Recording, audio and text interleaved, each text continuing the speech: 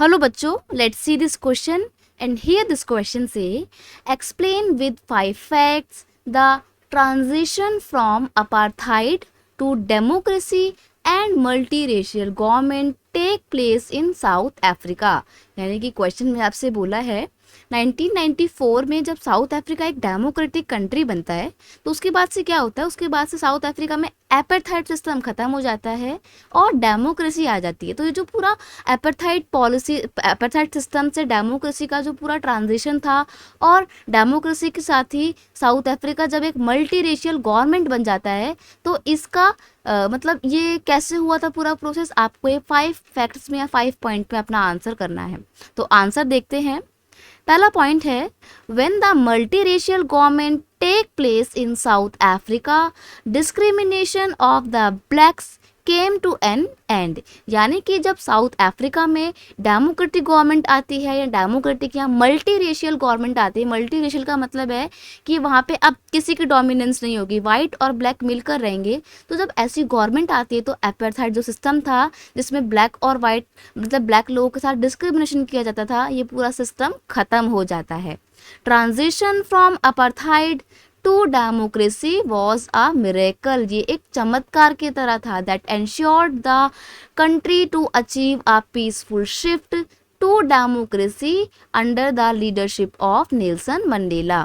जब ये पूरा सिस्टम हुआ था, मतलब एपार्थाइड से डेमोक्रेसी आई थी, तो ये बिल्कुल चमत्कार की तरह था। क्यों? क्योंकि अब क्या था, पूरी कंट्री में डेमोक्रेसी आ गई थी। कंट्री में जो है एक पीसफुल अचीवमेंट हमने साउथ अफ्रीका ने जो है क्या करी थी, अचीव कर ली थी, डेमोक्रेसी आ गई थी। और किसके लीडरशिप में आई थी? ये सब कुछ हुआ था नेल्सन मंडेला की लीडरशिप के अंडर में। तो साउथ अफ्रीका में बिल्कुल एक चमत्कार हो गया था।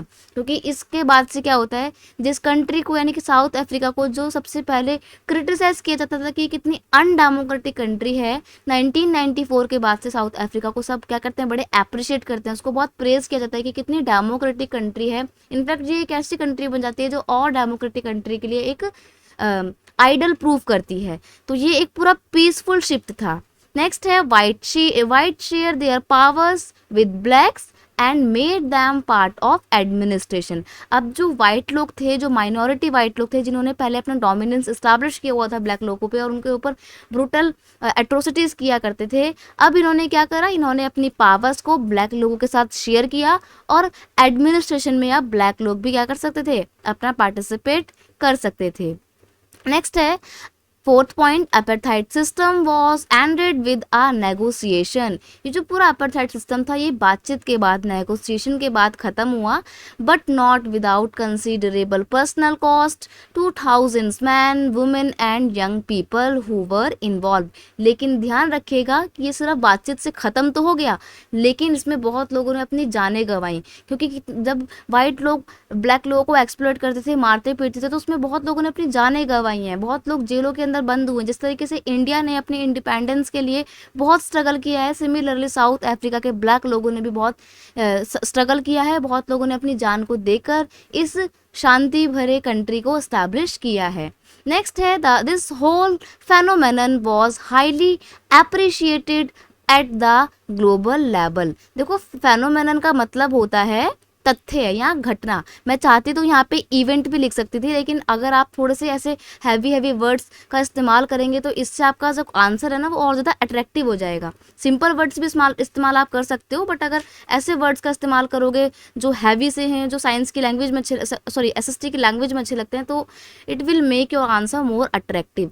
तो ये जो पूरा फेनोमेनन था, ये पूरा इवेंट जो हुआ था ट्रांजिशन का, इस पूरी परिघटना को ग्लोबल लेवल पे यानी कि पूरे वैश्विक स्तर पे बहुत ज़्यादा अप्रिशिएट किया जाता है। सब लोग उसकी बहुत तारीफ करते हैं कि साउथ अफ्रीका ने एक बहुत अच्छा स्टेप जो है वो उठाया है। तो ये थे 5 फैक्ट इस पूरे ट्रांजिशन के और साउथ अफ्रीका में मल्टी रेशियल गवर्नमेंट के एस्टैब्लिशमेंट के। I hope you understand it well. Best of luck.